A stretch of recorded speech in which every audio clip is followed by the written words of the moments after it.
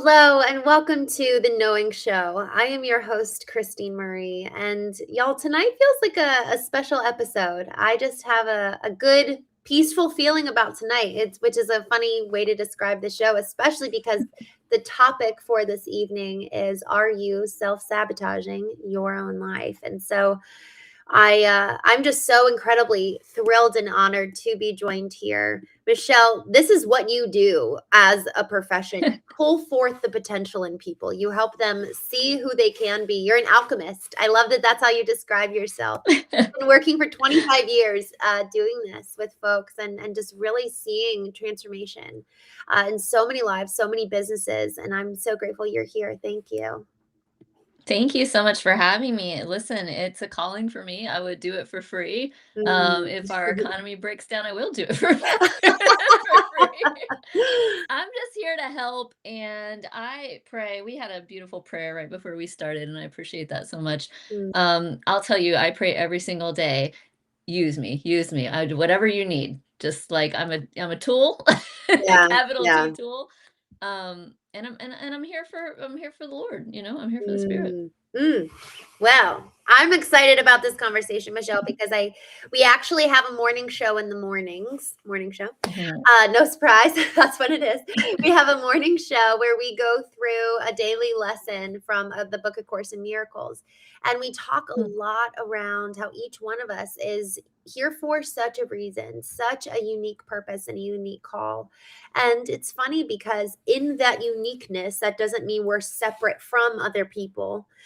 Actually that there's this concept of we're so connected by and in love, but also we're so uniquely created and wonderfully Mhm. made. So I'm curious, before we even get to the self-sabotage topic, I kind of don't want to start off on the negative. I want to start off on why and how is there this belief around that I'm not really here for anything special. I'm just kind of a one of the mill, that kind of very, there's nothing special around me or about me self-talk that we have that can really self isolate and self limit us. I think it's protective, right? We were talking a little bit before we started about the unconscious mind. Its Mhm. number one job is to keep us safe. It's to keep us alive. And that's why sometimes you will jump out of the way of a bus before you even consciously realize that the bus is coming. Is the unconscious mind did its job, it kept you alive. And so it's functioning in the background all of the time. And we're happy for that. It does keep us alive a lot of the time. But it does not distinguish between physical danger, emotional danger, psychological danger. And so it builds up all of these different, very sophisticated mechanisms to keep us emotionally safe. Some of those get programmed in when we're very small by our parents and other people that are around us. And some of it is genetic. I mean, the research on trauma passed down through generations that's been coming out the past 25 years or so is fascinating. So, I mean, we can go down this rabbit hole as far as you want to go down, Christine. Well, I love that it's almost like it is a self-protection mechanism, and I'd even love to dive a little bit further into that, self-protecting us in what ways and to what extent. Well, the fear of visibility is a big one, Mhm. right? I work with entrepreneurs primarily. This is something that we need to get past almost with everybody. When you are small, if you have a big personality, you are often told by people, especially as women, right? Oh, don't do that. Oh, don't Mhm. be a show off. Don't be, don't suck up all the air in the room. Nobody likes a show off. Nobody likes that person. And you internalize that as, hey, I want to be liked. And being liked is survival for us. We don't think about this. It's like, oh, I'm a people pleaser. Why do I have the, why do I need everybody to like me? Because back in the day, and I mean like caveman day, if you were socially isolated, you were dead. You relied on your social connections to keep you safe, to make sure that we could, move as a pack, Right. that we could feed each other, that we could protect each other. And so any kind of ostracization meant danger and imminent death, and our brains still process it that way. So I was, why am Wow. I so upset that this one person doesn't like me? Well, it's because my lizard brain is saying, oh, that I'm going to die if somebody doesn't like me. So we're told, hey, nobody likes a show off. And you start to internalize that from a very, very young age, and especially if you're somebody especially as a woman, if you've got certain gifts, if you are shining really bright, you learn around those teenage years, hey, I better put a mask on it. I better put a lid on it, because it's more important that I'm liked. It's more important that I'm relatable to people. Mm, And so then when we come into our full adult power, there's some stuff to undo. And one of those things is, I don't need to be relatable anymore, and I don't need everybody yeah, to like me. But that, it takes some work to get there, for sure. that's so good. And then what do men typically, is there a typical thing that you've experienced that men like kind of, what's their protective mechanism? Yeah, men need to be in a very specific role, right? And this is policed often by other men, although they're more afraid of women and women's reaction. And I'm generalizing, and I'm generally talking about straight men when I'm talking about this, when I'm talking about how men relate to women. So just for that caveat, but little boys are, if they're not getting it from their dads, which a lot of them do, they're getting it from the other boys at school. Oh, we've got to joke about this. We've got to talk about this. It's not okay to cry. It's not okay to be emotional. It's not okay to like have this. It's not okay to be gay. There's a lot of things that aren't okay. You got to be like this, and you have to provide and protect. And if I want to be crude about it, I'll say, you're a dick in a paycheck, right? Like that's what men are told. That's what your value is. Your value is what you can provide. Can you make a woman happy? Can you Mm, make a woman feel safe? And if you are not at the top of the pack of earners or strong, physically strong men or whatever, you are worthless. Right. And so many men are just walking around afraid that they are secretly worthless and that someone's going to find out. mm. It's just as insidious what we do to men. So men, it's effectively what they do, and women, it's if they're liked. That's Who they the, are, who right, they right. are. Yeah, And I mean, it's if you're liked is universal. yeah. It's just how to be liked and what does that mean. And for men, it's less about like being liked and being accepted, and it's more about like being feared. Mm, Like, not that I need to go around being physically violent, but I need everybody to know I could. yes. Right. Okay. You know? So men, really, it's here's your box. Go conform Yeah, and be this way. And then for yeah. women, it's almost here's a box, but it's different. It's like make sure everybody likes you. Yeah, the box for women is like we're all in the box together, and like don't crawl out of the box. Don't get too uppity, because Interesting. we're in the Yeah. box together. We're women. And for men, it's like if you're not on the top of the box, you're nothing. Mm. Get on the top of the box. Interesting. What a good way to put that. I feel like I just got such a good visual. Y'all, quick note. I'm seeing some people here in the chat. Good to see you guys. We are talking tonight about are we self-sabotaging our life? And we're here with Michelle. I'm so excited to have her here. She's got 25 plus years of guiding entrepreneurs and business owners into effectively move through the transformation necessary on a cognitive and emotional level to get to the next level in their business. And so Mhm, often, we talked about this a couple of nights ago on the Knowing Show. We might have these big dreams, but if we're not leveling up ourselves to be able to be the person to live those big dreams, sometimes mhm. our own self-sabotaging can actually be the thing that gets us to prevent our dreams from happening in the first place. So Every time. yeah, Yeah. every time. And so I welcome conversations here or questions here in the chat. Please, please, please let me know. And we're gonna keep going. But Michelle, you've just got a lot of data from both men and women, and so I appreciated you kind of Mhm. starting off with what you're seeing for the most part Yeah. of. Uh, okay, so the fear then. What really lets women break free from that mold of you've got to stick in this box? Like, what typically is a catalyst for women, or is it can be anything?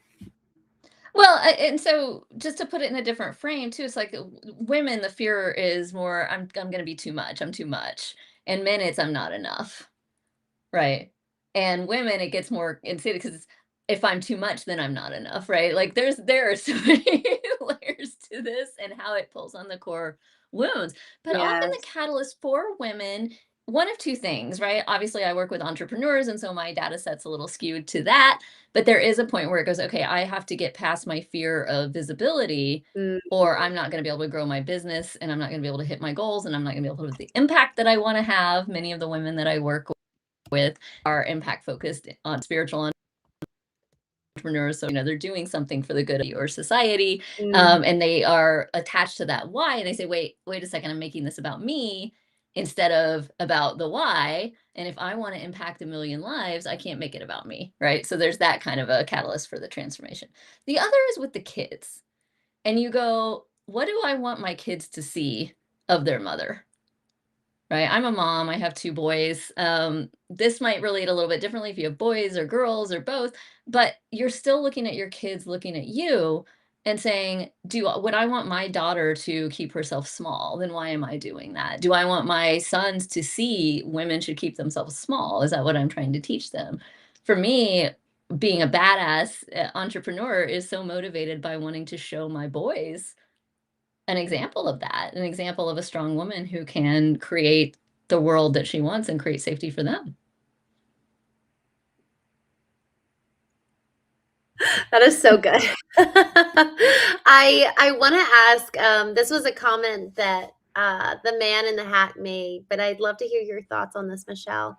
He says, "If you seek to be liked by someone, then you are seeking validation, and you put your value in control Yeah, by others." absolutely, 100% agree, right? Mm, And it's a miserable way to live when we are addicted to external validation because we can't control what other people do, and there is nobody on the planet that is universally liked by everyone all the time. Betty White got close, right? But for the rest of us, mhm. it's not likely. And so you're Yeah. setting yourself up to have a miserable existence when you're basically outsourcing your self-esteem to everybody else. So yeah, I 100% agree with that. Outsourcing your self-esteem. There's this whole concept of outsourcing. What are we outsourcing our power to and in what regards? Because anytime we are outsourcing that power or value or worth, it really does immediately give them the ability to knock us down anytime they choose to. Whether it's a conscious or subconscious choice. Man, we're really putting our power in the hands of potentially countless people, which is just so Yeah. dangerous. And then when you've got a mission and when you've got an impact and you're really aiming towards something and this is like not necessarily, but sometimes life or death, but like there's a timetable here. You got to keep going. We can't afford all of those way stations and way stops because of our outsourced power.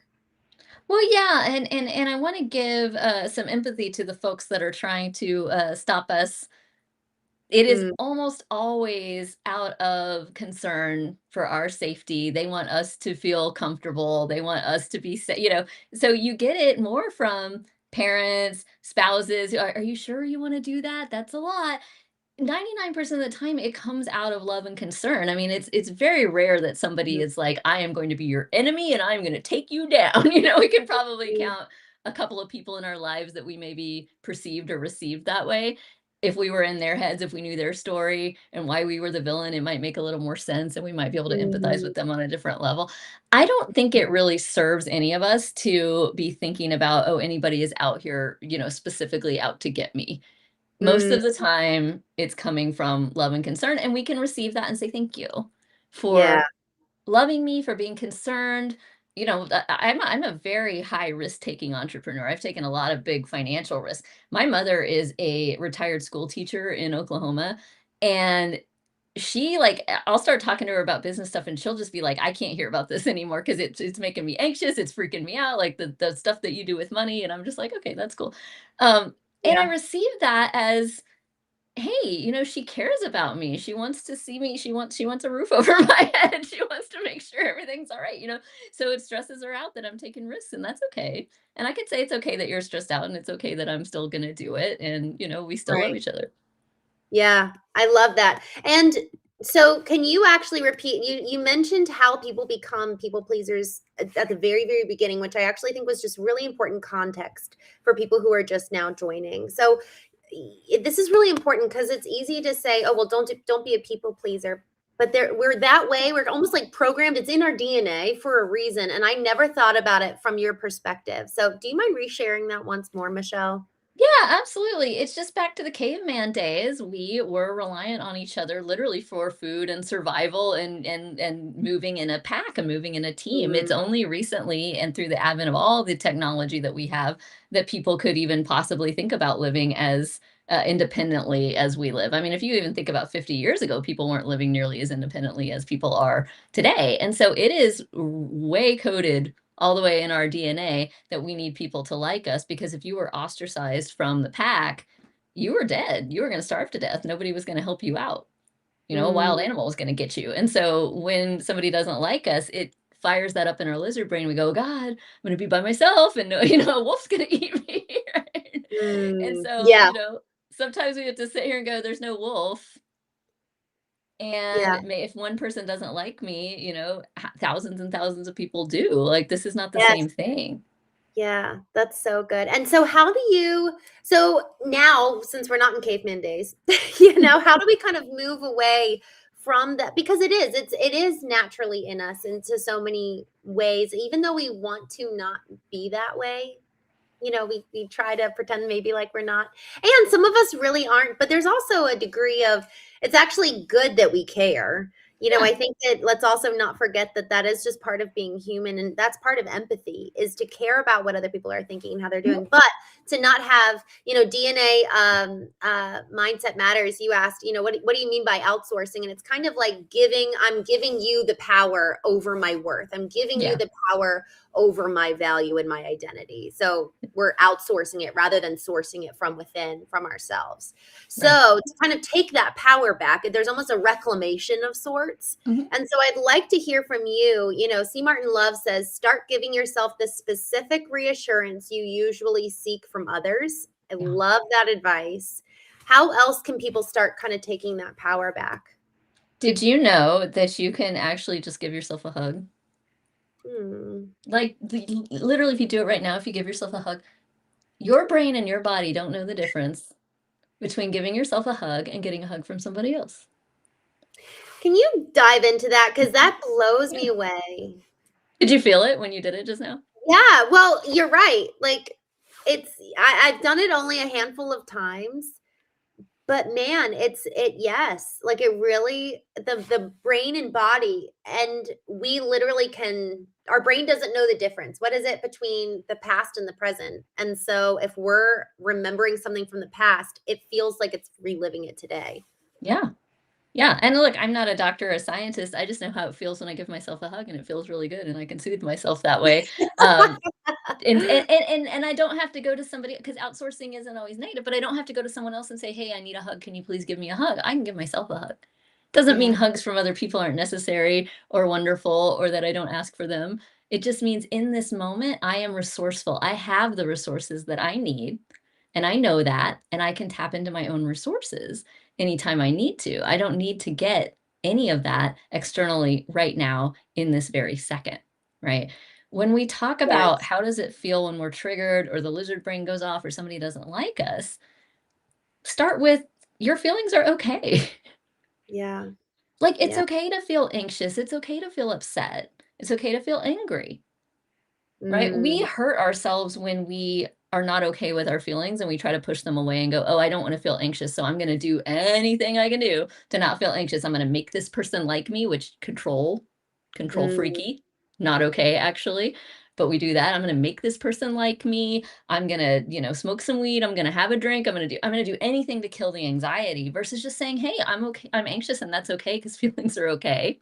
mm. And then how can I sit with my anxiety, process it, and release it so that then I can make a logical decision about what I want to do next? Because a decision made in the throes of triggered anxiety is probably not going to be the best decision for me or Right. for them or for anything. Right? Yes. That's so good. That's so good, and I'd love to dive in a little bit, Michelle. That's so helpful. We were talking a little bit about women and how women engage with kind of like moving beyond their own, I guess you could say, predisposed box that they get Mhm. put in. For men, when they are trying to move beyond, and I actually experienced this with someone very close to me, where he was told, "You have to be this like almost like the warrior." king role, let's say. And Mhm. that's just not they were actually very beta, but they were told, like, "You need to be the alpha." Right. And so, it was like he had spent so much of his life trying to be this person, and slowly, when he started realizing he wasn't, it's like the floor fell out from under him, and there was just a real lack of stability. So how do you encourage men to really uncover who they truly are without losing such footing? I think the masculine feminine conversation is so interesting, and I think it often gets so twisted in how we see it. Now, I mean, like everything, right? Everything is like memed and oversimplified, and that's the world we live in. Yeah. But like the main point I ever want to make about masculine feminine is we all have both, and we're supposed to have both, and we want them in harmony. We want them in balance. We want to be able to call each one forward as we need it and to utilize both Mm, energies, right? And for women and men, yeah. we do a lot of work with getting in touch with the feminine side because we live in a society, again, for women and men, that prioritizes the masculine and that rewards the masculine. For women, specifically at work, just because everything about how our work life is set up rewards masculine, and so women learn to be more masculine at work so that they can kind of adapt to that Yeah. and then become more masculine at home, etc. And men, of course, we vilify anything feminine when it comes to men. So like I said, if you're gay, that's a problem right off, right? But if you're a Mhm. straight guy and you like anything feminine, you're told from the time you're a very little boy, like, oh, you're throwing like a girl, or that's what girls like, Mhm. and it's ew, gross girls, right? And Mhm. so I'm working with big deal men, in their 40s, 50s, 60s, who have never attempted to get in touch with their feminine side. And guys, I'm not talking about like go put on a tutu and get out Barbie dolls. Right? I'm talking Yeah. about like, what do I feel? Where's my intuition? Yeah. Can I be still? Can I be peaceful? Can I experience my emotions and be at peace with my emotions? These are all the feminine things that like are just locked tight away from men. We start to Mm, explore them. It's very uncomfortable, for yeah. men to even feel safe to start to do that. I had one male client tell me, and it was a profound moment of insight for me. He told me after maybe 6, 9 months of working together, he was like, I could never do this with a man. I was like, "What do you mean? Mm, I know lots of amazing male coaches and, brilliant guys. I could never do this with man. I would never feel safe enough with a man to open up and talk about all the things that we're talking about today." mm, And I was, mm. wow, as a mother of boys, that really hit me. Yes. Wow. I like to think of I'm glad you brought this up. I'm glad you brought this up because it's not male versus female in terms of gender roles. There Right. really is like the logical part of us, which is 50% of us, is the masculine, and then the emotional side, which the other 50% of us is the feminine. And Yeah. so if we don't know how to tap into both of those, we're actually really neglecting a core part of us. Now, and then I actually don't, I'm not trying to get into gender roles. I'm trying to talk about how to be an integrated, holistic human, Yeah, because I think absolutely. it is easier to go binary and to go, well, what am I supposed to be like as a man versus you as a woman? And it's like, well, no, what's actually the fullest of your potential? Yeah. Stop looking at everybody else. So Yeah. actually, maybe that's kind of the point of this conversation, Michelle, is that we can actually just kind of put on blinders to everybody else and just go look in the mirror of Yeah. you and me. Like when I look in the mirror, who do I see? And who can she be? And for my friend, who can he be? And it's not no longer now like, oh, well, what does the world say about me? Because there's a Yeah. lot of what the world says about us. And I mean, we prayed beforehand, so I think we're on the same page. Who does God say that I am? Yeah. Because that actually trumps how I feel about Yeah. myself. Because Yeah. at the end of the day, I had somebody who had a very loud voice in my head for almost 10 years. And if my self-worth was tied to that, that would have been a big Mhm. problem, you know? And so Yeah. I had to, at the end of the day, be like, all right, higher truth, God, you freaking tell me. Because when I say higher truth, I mean a capital T truth. My feelings are a little t. What Yep. he said about me was a little t. God has the capital T truth. Yeah. And so when I can really actually lean in, and we're not trying to get religious here at all. It's all about literally what is the capital T truth about who you are. That's the Yeah. goal. That's what we're Yeah. trying to figure out. And I love to get religious. We can get as religious as y'all want to get. I'm a Jew. I'm happy to talk about it. Um, And I'm a woo-woo Jew, a woo Jew. There is a concept that we choose who we're going to be before we come. And we Mm, choose who our parents are going to be. We choose what we're going to experience in life. We choose if we're going to be in a male or female or intersex body. We choose the time and the place and all of those things because there are certain lessons that we want to learn. I think mhm, that's a really interesting concept to explore. mhm, Because when we think about it like that, it's like, oh, all of the discomfort that I'm experiencing in life, which by the way, we all do, it's part of the human experience. All of the discomfort that I'm experiencing in life is stuff that I chose to experience because I wanted to learn certain things. Now, whether you believe that or not, I think it's a really interesting conceptual frame to think, what is this doing for me? What am I learning from this? What kind of empathy is this giving me? Because the more we live through shit, the more empathetic and just wonderful and wise we become, and the better yeah, we can help other people, right? And yes, right, so, yeah, it's, who am I? But also, like, who am I becoming? yeah, And to me, that's less about growing into something and mm, more like chipping away marble on the outside of the sculpture. Like, I am what I am, and I have been this whole time.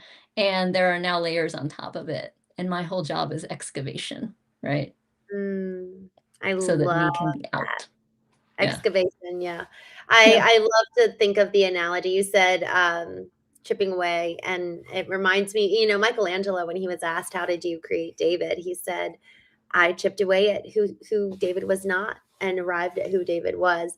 And Michelle, I'm curious to hear your thoughts on this. So I've had this thought that effectively the concept of knowing, right? The knowing Mhm, show.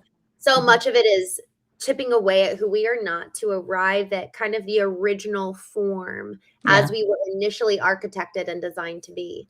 And from that point, can we then create and add to the beautiful, wonderful sculpture that we are? But the goal is creation. And Mhm. we actually do get to create. We get to literally co create with the greatest creator. And so it's not just creating in the external world, but it's also continuing to create ourselves. What do you think about that? I absolutely. I mean, I believe that we are made in the image of God. I mean, in some ways, I believe that we are God, which could be a very blasphemous thing to say, but I think that we're all the same thing. Right? Mm, We're one. The universe is one thing. We are the universe experiencing itself in different forms. So when I say I chose to come here and be Michelle in this body, this beautiful, beautiful hot body, it's because I wanted, as the universe, to experience what it was like to have this experience versus another one. But we're all the same, and we're all coming from mhm, the same things. And if we're made in the image of the creator, that means that we are also the creator. mm, And our entire purpose is to create or, fuck around and find out, entrepreneurs, mm. right? Yeah. Oh man, it is wild to consider. Um, it's wild to consider what's really possible when it comes to creation, you know. I don't go so far as to say we are God, I but know. I can look. I can appreciate. I could tell you coming from a Christian background, and look, I grew up in the Bible Belt in southern Oklahoma. I can appreciate where you're coming from. I have a different belief set, but I'm also very religious and like from a different frame, and yes. that's all right. Yeah, yeah, well, and I honestly that's why I like these conversations, getting on with people who add color and flavor, you know? Yeah, yeah, for Um, sure.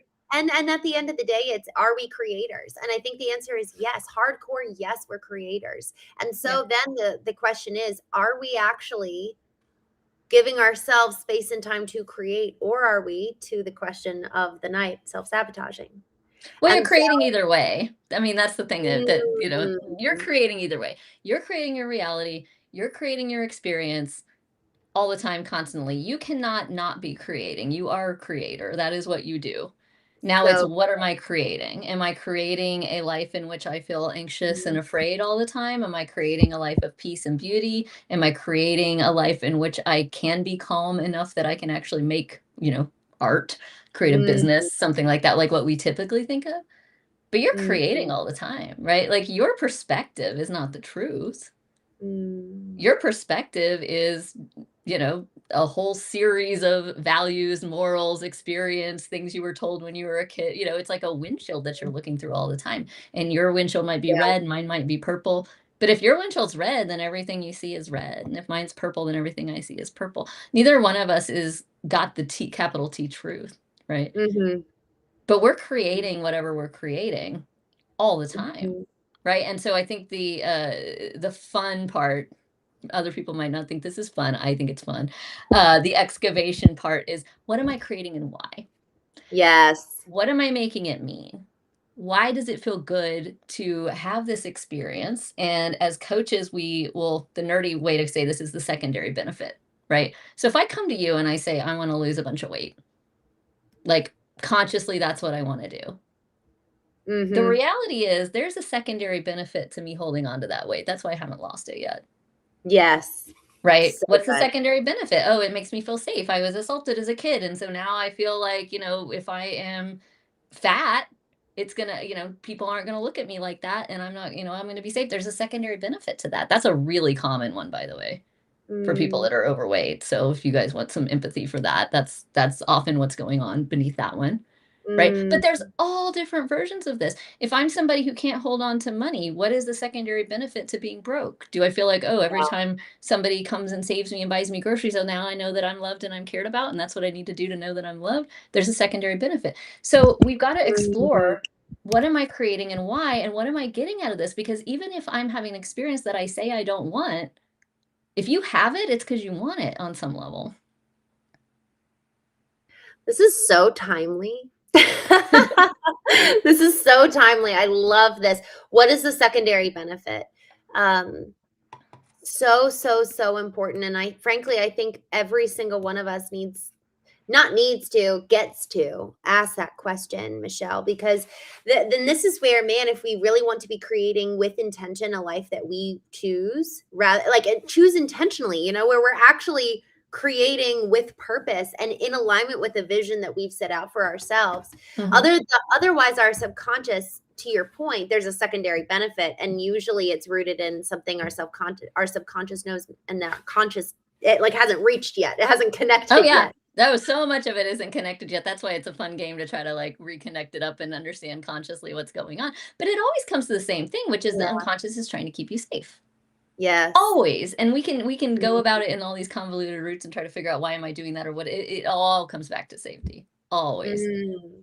It feels safe. And we go so far to avoid discomfort because discomfort feels unsafe to us. But in the year of our Lord 2026, for people like you and me, the vast majority of the discomfort that we feel is not actually dangerous to us in any way. We're 100%. Yeah.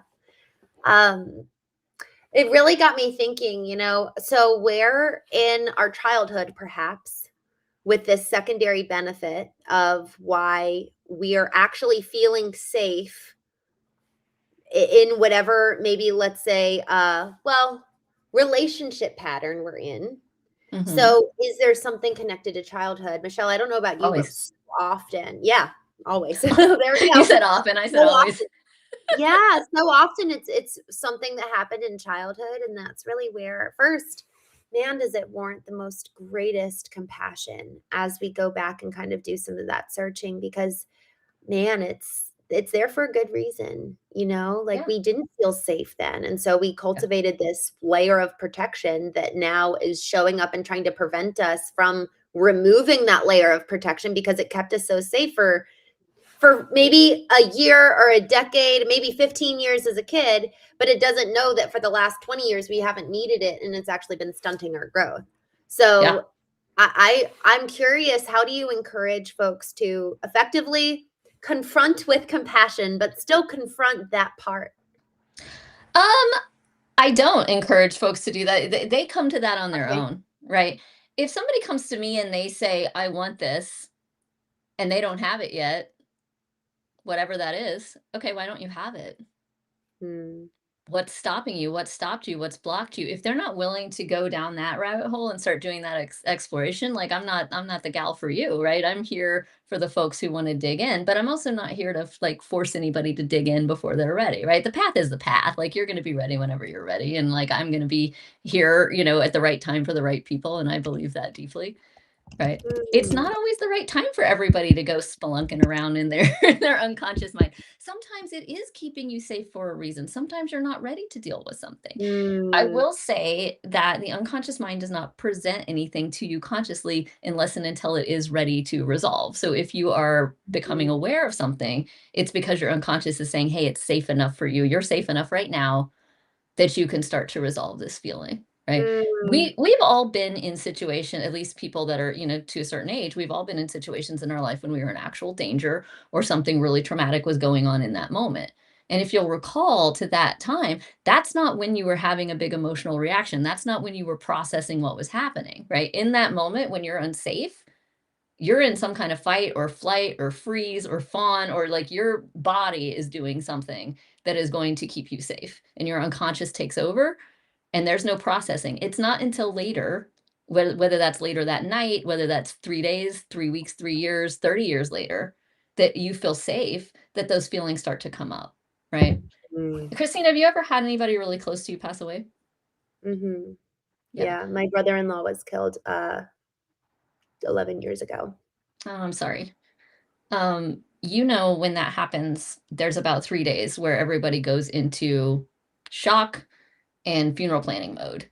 And there's a Yeah, million things to do, and everybody's trying to do that, and they're trying to help out the people very closest. So your sister, your brother, my that was sister, your sister, yeah. So you're worried about your sister, trying to help her. You're in that kind of mode. yeah, It's probably several days later that you are alone and able to process and actually start to cry and feel your feelings about it, right?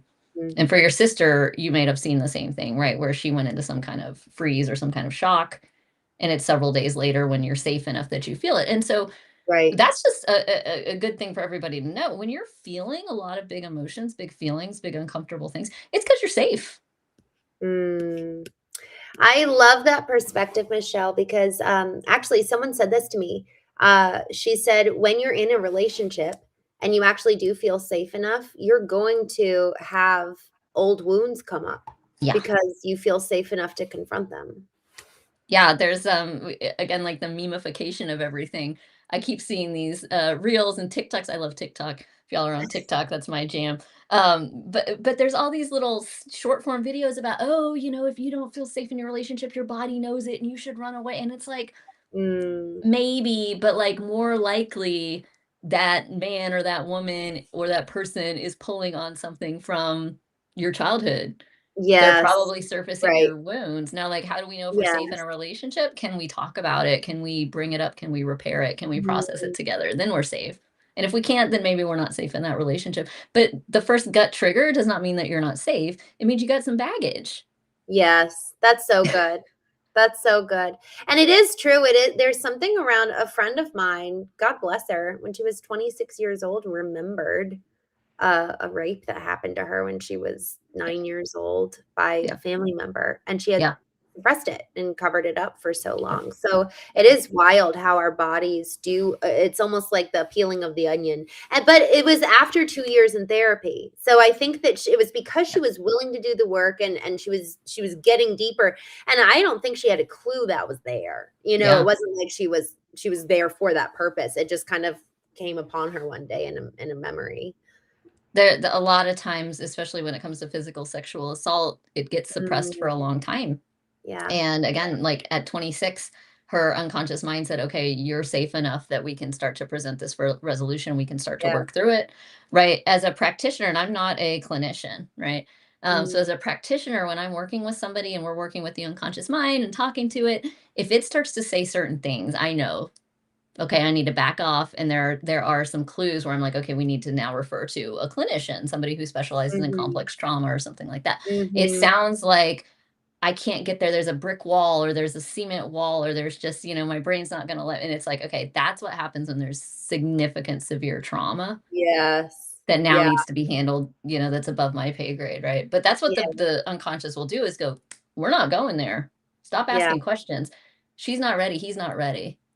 yeah. Right. And then we go, okay, we respect the boundary. Right. That's good. It is interesting how the subconscious mind does that, provides Hmm. its own boundaries. I was talking actually, just last week, someone joined here who was a, betrayal trauma practitioner. And Mm, I didn't even know that that was a niche. But frankly, I was like, man, that's good.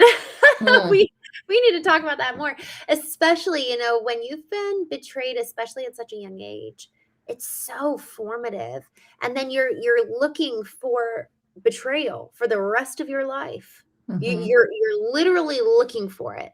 mhm. Um, and it's interesting because it really talk about self-sabotage, that how much could the subconscious in looking for, because I've heard it, what is it, you'll find what you're looking for. And Absolutely, so yeah. if you have a narrative about yourself that's been cemented from an early age, or even just an experience, everyone who loves me leaves me. Yep, That's what I saw my dad do. My mom died. And yep. so, what, for whatever it is, my parents are both living. But that's an example of, that's a narrative and you're looking to prove that. And so then that's a form of self-sabotage. So how do we reconcile with something like that? Well, we start to realize that that's what's going on, right? And that's 90% Yeah. of the thing. And we're all doing it. Mm, By the way, this is not like something other people do sometimes. This is something we all do. We all have a lens that we're looking through. So that might be a betrayal lens of everybody betrays me and everybody leaves me, and so that's what I see because that's what my lens is like. But just because my lens isn't that color doesn't mean my lens doesn't have its own colors, right? None of us are seeing yeah. objective reality. Sometimes Mhm. when I'm teaching this, I'll talk about different animals too, right? Mm, It's like we are humans and we have a way that we see the world, but it's not the way a snake sees the world. Snake sees infrared. We don't see that. We don't mm. hear things that a dog hears. If a fly flies in here, a fly sees 1,000 of what I see. We're actually upside down. Did you know that we're upside down and we flip everything right side up for ourselves, but we're like stuck to the bottom of the earth like this. And that is such a psychologically disturbing thought that our eyes and our Yes. brains flip everything upside down. So we're seeing everything upside down all the time. But we all have a limited perspective because my perspective is limited to how my eyes work, how my ears work, what I can take in, even just physically, right? Kind of like if your computer was running Windows 95, it could only do things that Windows 95 could do, Mm. Yeah. right? Mm, It's we're limited in our capacity, and then you add on the emotional, the psychological on top of that, you're seeing this mm, much of reality at any given time. mm. And we can choose to see like our capacity is to be like, do I want to see this much or this much or this much? It's not like, can I see it all? No, you can't. Yeah. You're a human. I want to ask you a quick question, kind of toggling back to what we were talking about earlier, because The Mandalorian asked this question a little bit ago, and I just thought it was so, so, so good. And so I want to make sure that we ask this. They say, but what should we create? So let's say that we do the work to recognize, okay, if I'm self-sabotaging. Okay, now what? What's instead of that? What do you think you want? Mm, You know? And so if you say, I don't want to feel anxious anymore, that's a moving away from anxiety. More powerful is going to be a move toward, I want to feel peaceful. mm, Okay, I yeah. want to feel peaceful. What would I need to feel peaceful? What would I need to feel safe? Okay, what would I need to feel safe? And then listen to the unconscious because it might pop something up from a child part that says ice cream. I want a chocolate ice cream. And if it says I want a chocolate ice cream, go fucking get it an ice cream. We don't trust ourselves anymore because we dismiss those parts of ourselves constantly. You talk about parenting yourself or parenting your inner child. It's Yeah. just like the same as like if you have a little kid and you're at Target and they put the candy bars right at the eye level of the little kid. And the kid Mhm. says, I want a candy bar. And you go, not now. Like, we're leaving. And you drag the kid out. That kid is going to scream for the next 3 hours. But if you get down on the level with that kid and you go, hey, I hear that you want a candy bar. I appreciate that. Candy bars are delicious. We're not going to do that right now, but we'll get you some ice cream after dinner. Are you okay with that? And I go, yeah, cool. Mhm. The kid's going to be fine. Everybody's going to be fine. All parents know this from experience, right? But Yeah. what do we do to ourselves when these things pop up? We go, no, you can't have that. It's not time to think about that. I'm supposed to be on a Zoom in 5 minutes or like whatever. The kids need to be fed, whatever. Right. Mm, And we just push it, push it, push it, push it away. And so what do we learn? I can't trust me. I can't trust Right. me to take care of me. I can't trust me to give me what I want. I can't trust me to keep myself safe. And I can't trust myself to find peace. And then we go, why am I anxious all the time? Mm, And then we go, if we're unhealed, we go, it's because you are making me anxious. mm. You being whoever else is in the room with us at the time. Yeah. And I just want to take a quick moment, Michelle, because I actually think it's funny when you gave that analogy, some folks here in the chat did not like that. And I want to just take a Sorry, moment. Kat. It's well, you know what's funny? I think that we've never been taught how to really take care of ourselves Yeah. in a way of like you're talking about that little urge or that little voice. And I want to just kind of sit with this. So y'all, I'm curious to hear your thoughts because I am reading the chat here.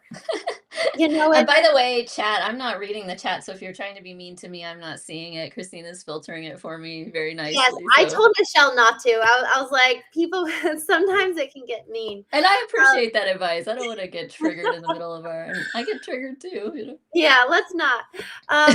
But y'all, I gotta tell you, I just want to give a quick little story because this little example that Michelle gave is actually one that um it feels personal because that was kind of the process, Michelle, that I had to go through to regain and recover my intuition.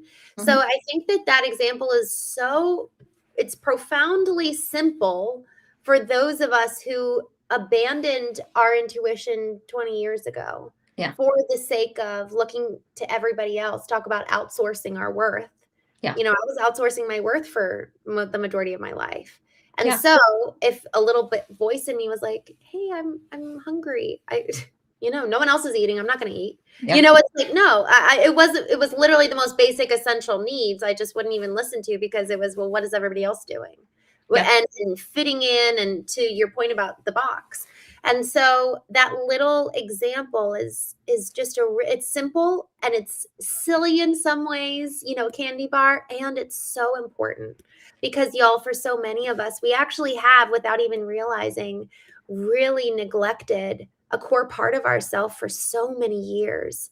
And Mhm. so this is a really good example, um, you know, for us to just take a quick moment and wonder, like, do I actually pay attention to the things that my body needs? I have a woman I was talking with this past weekend, and she said that she looked in the mirror and looked in her eyes for the first time in 55 years. Mm. And she had never looked in her eyes because she grew up in a very fundamentalist Mhm. home where it was prideful to look at you, like that's Yeah. egotistical to look at Yeah. yourself. And so she never allowed herself. She's like, I didn't even know I had green in my eyes. And I Mm. was like, oh my God. Like, and so that's in one sense, like, oh my gosh, you gotta be kidding. No, that's really real for a lot of people. You know, Yeah. and for, you know, there was another man that I spoke to, and I'll turn it back over to you, Michelle. There was another man who I spoke to who said, you know, he hasn't cried in 20 years because his mom said that, you know, if you don't stop crying, I'll give you something to cry about. And so Yep. he hasn't cried since. Yeah. So I grew up with that one. yeah, these moments of like something feels off inside of us and we just squash it down, Yeah. just like how our parents used to, or just like how our Yep. schoolmaster did.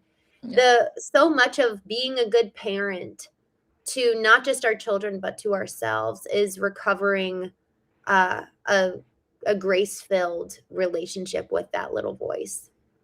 Yeah, and I'm curious, and you don't have to give me like the full hate speech, but can you give me a concept of like what was upsetting to people about the candy bar analogy in the chat? It was really like, "You've gotta be kidding me, this is so silly." It wasn't anything Oh, particular, got it. Yeah. but it was like I think it was the simplicity of it, honestly, Yeah. Michelle, it's Yeah. like, you know, and also, I'd be curious too, you know, developing that inner voice relationship, you know, it is so many times the voice of intuition, but also sometimes too the voice, what would you say, like the voice of maybe a part of you that was hurt a long time ago that hasn't been given a voice? Oh yeah, there's a whole conversation on parts that we could talk about for like 4 more hours. So I'm gonna try to truncate it as much as possible, which the theory Okay. is that the unconscious mind creates parts in reaction to what they call significant emotional events. Could be a Mm, one-time very traumatic event, could be a repeated event, like if you grew up getting hit or something like that. But a part gets formed when things are too painful for the entire system. A part gets formed to hold that particular piece of baggage because it's your unconscious mind's way of saying, hey, we're going to protect the whole system from this. This one part can go over and hold it. And depending on when that thing happened, that's the age of the part. So if something very traumatic happened when you were 3, for instance, you might have a mm, 3-year-old part that's holding on to that. It's doing its job. It's keeping the rest of the system safe from whatever that trauma baggage was, but it is still a 3-year-old. And so it acts like a 3-year-old. It thinks like a 3-year-old. It has the logic of a 3-year-old.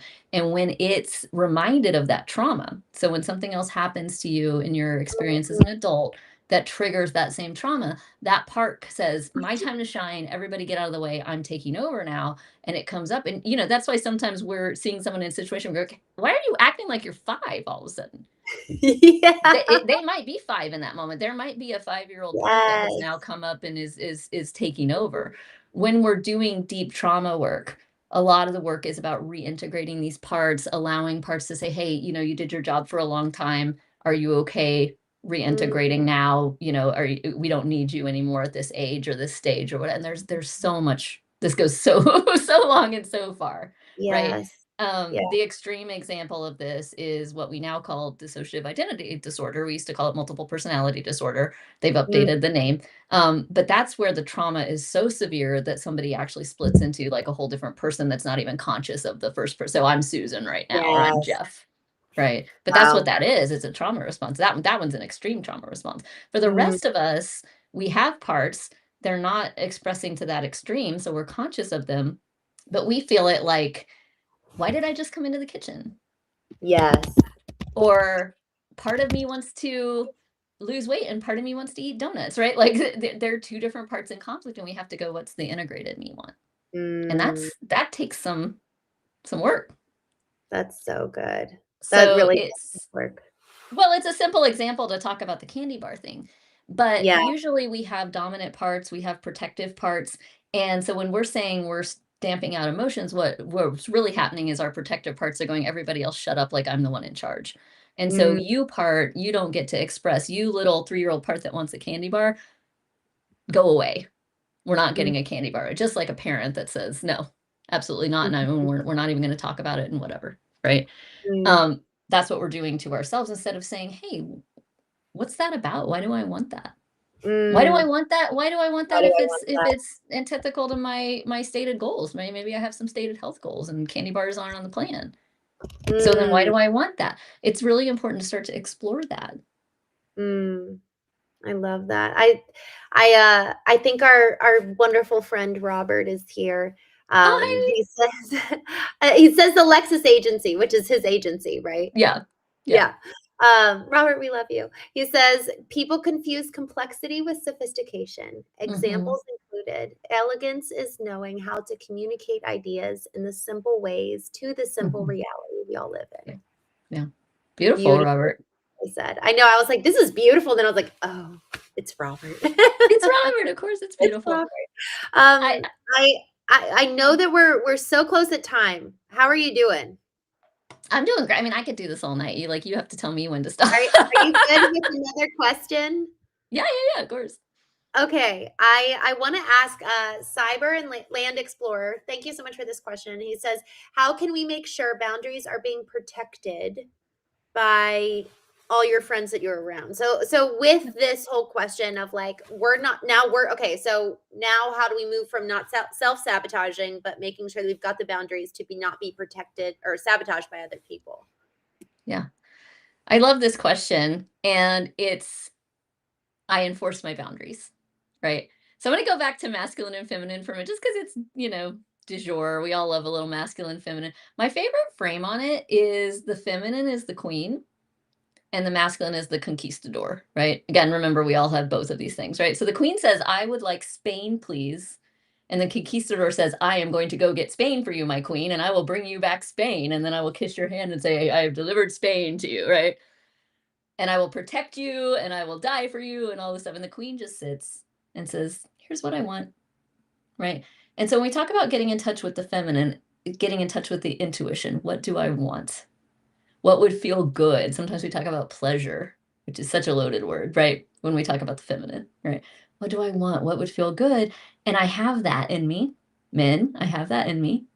And then I have a conquistador, right? So if I need to get up and go get it, I got that in me too. For women who often feel unsafe just walking around or feel unsafe with men, things like that, right? Oh, it's not safe to get into my feminine because my feminine is vulnerable.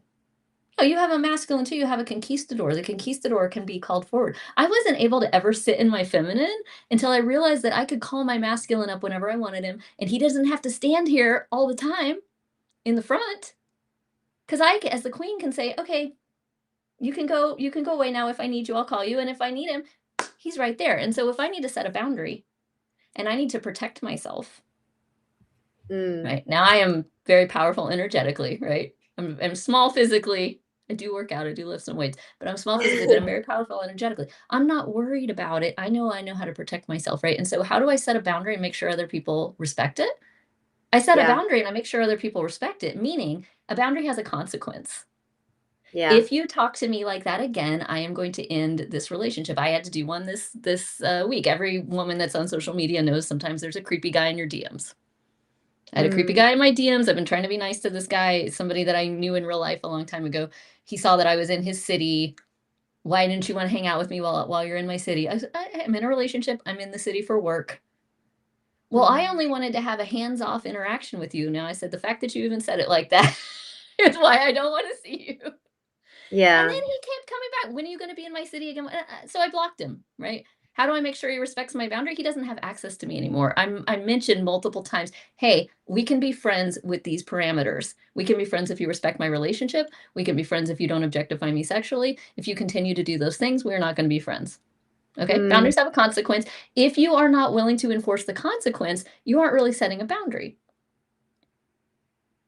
It just sounds like here's what I'm going to do because we don't control what anybody else does ever, right? We only control how we react to it. So if somebody is pushing on my boundaries, I get to take an action that says you no longer have that sort of access to me to be able to do that. Right. Yesterday we had a good conversation around boundaries, and I'm glad to hear you say that because that is kind of an validation for some of the things y'all we were talking about yesterday around effectively, especially if they're further out in your kind of out. Think of it as concentric circles. If they're really far out in the concentric circle of your nucleus, then they get the least amount of access to you, and also ideally the least amount of power. So when we talk about kind of taking our power back so that people don't have the ability to make us kind of go off and get upset or depressed or anxious or whatever, insert emotion here, that's how, is to really remove access. And even, man, I really have to limit my access to this thing, because this thing, man, that can impact me greatly on my own emotional scale. Yeah. Michelle, thank you so much. This has been so meaningful. What is the most brilliant question that I have not asked you that you have been asked before? Oh gosh, I don't know. I don't know. What would a person smarter than me have asked you? There's nobody smarter than you, Christine. I don't know what you're talking about when you say that. You know, I appreciate the depth of this conversation because a lot of times when we do these kind of things, people, oh, what are you working on professionally? Which, I'm like super happy to talk about or whatever. But it's, what have you done? What are you doing? And it's all kind of very up at this level. And I love the fact that we got to dive deep. So I would just say to everybody listening, what kind of questions do you want to ask yourself? And what would it be like if you allowed those questions to actually come up and you allowed yourself to sit with those questions? See what happens. So good. I love it. Thank you so much, Michelle. I'm so grateful for you. I'm so grateful for this conversation. I'm with you, and I love going deep. For those of you who are new to the channel, I love having these conversations. We've got guests on some nights. We go solo some nights. We're having a game night on Wednesday, which is something new that I'm excited to start doing. So, Michelle, thank you. Thank you so much, my friend. It was wonderful meeting you. I love, what a wonderful excuse to have a conversation. I love meeting new people and hitting record on it too. So Christine, thank you so much for having me. Thanks everybody in the chat. Even the ones Yes. that were mad at me. I love you anyway. I love it. Y'all, thank you so much for joining tonight on The Knowing Show. I'm actually going to save the rest of these chats. I'm sorry I didn't get to all of it. But y'all, thank you so much for joining us. I'll be live again tomorrow morning, 9 a.m. Eastern, as we move through A Course in Miracles. And then again tomorrow night, 8:30 p.m. Eastern, as we go through our normal episodes of The Knowing Show. So with that, Michelle, thank you. Have a wonderful night, and everyone, I'll see you tomorrow.